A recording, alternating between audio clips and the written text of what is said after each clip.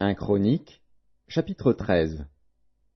David tint conseil avec les chefs de milliers et de centaines, avec tous les princes.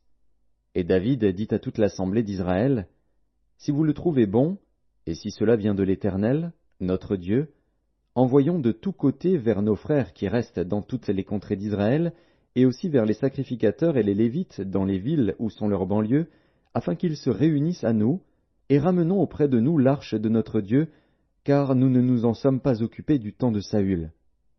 Toute l'assemblée décida de faire ainsi, car la chose parut convenable à tout le peuple. David assembla tout Israël depuis le Shishor d'Égypte jusqu'à l'entrée de Hamath, pour faire venir de Kirjat-Jéarim l'arche de Dieu.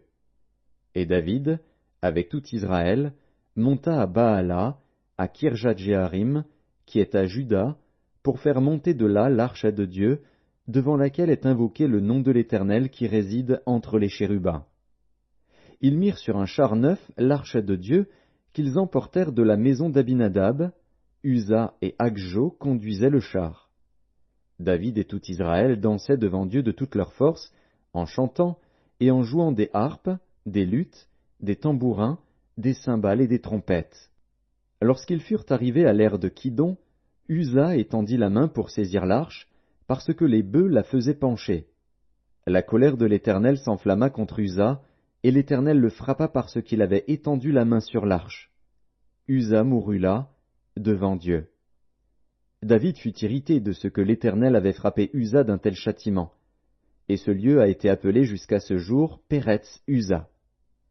David eut peur de Dieu en ce jour-là, et il dit, Comment ferai-je entrer chez moi l'arche de Dieu?